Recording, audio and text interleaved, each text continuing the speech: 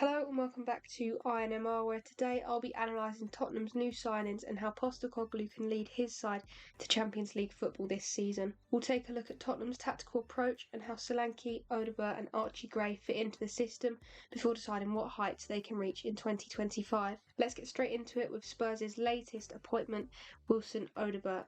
Tottenham's recent purchase of Wilson Odegaard from Burnley is a move that aligns perfectly with the strategy of signing young talents with lots of potential. The 19-year-old French winger has signed for an initial £25 million and has shown flashes of brilliance in the Premier League. As Spurs continue to rebuild under Ange Postecoglou, Odegaard's arrival could mark an exciting new chapter for both the player and the club. Odegaard's time at Burnley was short but impactful. Joining from Ligue 1 side Troyes last August, the teenager was initially viewed as a development project. However, injuries in the squad and Burnley's fight against relegation provided Odegaard with opportunities to showcase his talents on the bigger stage, and as the season progressed, Odegaard became increasingly important to Burnley's efforts to stay up. Despite the team's struggles, his performances stood out, particularly his positivity and willingness to take on defenders. Last season, 36.2% of his carries were progressive, which is the highest proportion of any player in the Premier League, highlighting his ability to drive forward and create opportunities even in a side battling relegation. Odegaard's versatility was another key attribute that made him an asset for Burnley. Whilst mostly operating on the left, he did play on the right wing and as a 10 in the season's latter stages. This will be key at Spurs as he tries to fight for a place in the first team. His creativity also stood out as at Burnley, Odegaard led in key attacking metrics. He created 31 chances from open play and had 104 touches in the opposition's box. These numbers are even more impressive given Burnley's overall struggles in possession and control during matches. At Tottenham, Odegaard will face new challenges and higher expectations. Postecoglou's system, which emphasises high pressing and quick transitions, seems well suited to Odegaard's strengths, particularly his ability to stretch defences with and without the ball. His mere 4 goals and 2 assists in 33 games last season doesn't truly reflect his influence on the pitch, as at Burnley he would have quiet periods due to his side being on the back foot most of the games. However, when he did get the ball, he would jump into life and make things happen in an instant. With better support and more consistent possession play, Odegaard will thrive and develop massively under Postecoglou. Tottenham's decision to spend £30 million on 18-year-old Archie Gray underscores just how highly the young talent is regarded. Despite his youth, Gray's performances for Leeds demonstrated a maturity beyond his years, earning him the move to Spurs. Gray first caught attention at just 15 when he was named on the bench by Marcelo Bielsa, although he did have to wait until he was 17 to make his senior debut for Leeds. His debut season saw him make 55 appearances across all competitions for the club, earning 2 England under-21 caps as well. Gray's first Premier League season with Tottenham is of course highly anticipated, so let's take a look at what to expect from him in a Spurs shirt. Gray mostly played as a right back for Leeds with occasional stints in centre mid. Regardless of his position, his game was defined by defensive duelling and 1v1 defending. His experience as a fullback last season honed his ability to cover and protect wide areas effectively. Gray excels in getting touch tight to his opponents with a great sense of anticipation. He's best at limiting forward play for the opposition by intercepting straight passes to wingers, being aggressive and marking his player tightly. He engages in duels with strength and confidence, and his effectiveness is evident in both traditional fullback roles and when pressing high up the pitch. Gray's ability to use the touchline to guide play and his explosive push-up from a standing start allow him to press and duel over short distances, restricting the opposition's time on the ball. Gray's experience in centre midfield enhances his ability to track and support defensive movements. It also sharpens his understanding of tracking and covering crucial areas of the pitch. In possession, Gray is a highly capable passer, particularly in the forward areas. His high rate of passes into the final third demonstrates his ability to exploit spaces. Gray's passing is characterised by precision and timing, whether it's through depth through balls, clipped bending passes or direct passes into feet. This variety allows his teammates to make effective runs and gain the advantage in attacking areas of the pitch. Within Leeds' 4-2-3-1 formation, Gray often pushed high during the build-up, positioning himself either with or even higher than the double pivots in midfield. This advanced positioning allowed him to connect with central runs and create further opportunities for his team. Gray delivered the 4th highest number of passes into the final thirds for Leeds last season, highlighting his forward-thinking approach.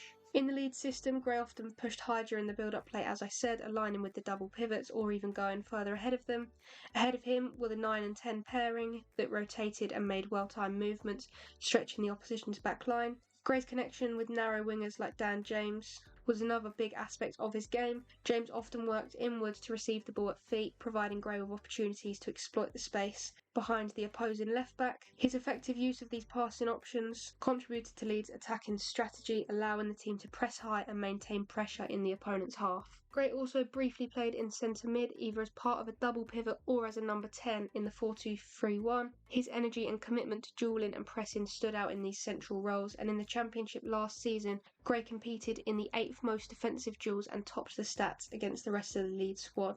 Gray's presence in midfield helped Leeds maintain a high possession, high pressing style, which was a key factor in their success throughout the season. His aggressive pressing limited the opposition's ability to play forward, while his contributions to Leeds' counter-pressing efforts helped the team recover possession quickly and maintain their attacking momentum. Archie Gray's debut season at Leeds was very impressive, showcasing both his defensive and passing abilities as well as his tactical intelligence. As he steps up to the Premier League with Spurs, he will face new challenges, but his solid foundation and versatility suggest that he is well prepared to make an impact under Ange Postecoglou. And the biggest signing of them all, in my opinion, is Dominic Solanke. His football journey has been marked by unfulfilled promise, but after his standout season with Bournemouth last year, he's finally secured that top 6 move. $65 million it cost Spurs, which is a record transfer fee, and this move of course represents a big step forward for both Solanke and Spurs as they aim to capitalise on his recent form and integrate him into Postecoglou's dynamic system. The 2023-24 season was pivotal for Solanke, who after years of struggle finally proved he belonged at the highest level. Having started his career at Chelsea and Liverpool, Solanke was once a highly rated prospect, but his early Premier League years were disappointing, and even after joining Bournemouth, he only managed 3 goals in his first 42 Premier League appearances. However, last season under Andoni Iraola, Solanke transformed his game. Iraola's style proved to be the perfect fit for Solanke, who thrived as the focal point of Bournemouth's attack and finished the season on 19 league goals. Solanke's improvement was driven by his ability to get into dangerous scoring positions more frequently. He averaged more shots, non-penalty goals and touches in the opponent's box per 90 minutes than in any other previous season. These stats placed him among the Premier League's elite attackers, which highlighted his readiness for the move. Solanke's work off the ball was equally as good, as he led the league in pressures in the final third and pressures in the final third resulting in a turnover. This relentless pressing will be great at Tottenham, who led the league in pressures in the final third under Postecoglou last year. Tottenham's need for a reliable forward has been evident. Richarlison had an okay campaign last year. He got 11 goals in 28 appearances, and while he's somewhat effective, Solanke's physicality, heading ability and much better pressing stats offer a clear upgrade. Solanke's development under Iraola made him more suited to Postecoglou's system, which demands that the centre forward stays high up the pitch, pressuring centre backs and getting into prime goal scoring positions. Last season, Solanke proved that he could thrive with low involvement in build-up play, which is an important trait for Postecoglou's strikers. His role at Bournemouth required him to stay in central areas, often capitalising on quality crosses and counter-attacks, much of what is going to be expected from him at Tottenham. For Spurs, signing Solanke represents a step forward in backing Postecoglou's long-term vision. The club is focused on building a squad capable of consistently challenging for top 4 finishes, and Solanke fits this ambition perfectly. So if we quickly take a brief look at Postecoglou's tactics, sort of give you a refresh of what we've seen from him last season, and then once I've finished explaining his tactics, we'll take a look at how those 3 new signings fit into the system. So, Ange Postecoglou's arrival at Tottenham introduced a dynamic offensive style focused on fluidity and high pressing. His build-up play is quick and versatile, and Postecoglou uses a 3-3-5 formation in the early build-up, with inverted fullbacks aiding in central overloads and reducing space for quicker passes, which allows Tottenham to bypass the opposition press effectively. As they advance up the pitch, Spurs shift to a 2-3-5 formation. Obviously, now that the goalkeeper's not involved, they've lost their player, but they still have that numerical superiority in the final third, especially in the wide and half space areas, where they exploit 2v1 situations. Tottenham frequently target the space between the opposition's centre-half and full-back, using underlaps and diagonal runs to disrupt defensive lines and create goal-scoring opportunities. Postecoglou's high press is man-to-man and aggressive, aiming to force turnovers by overloading the ball side, limiting the opposition's ability to build up from the back. So how do the new signings fit into that system? Let's start off with Odegaard. I think his pace, dribbling and versatility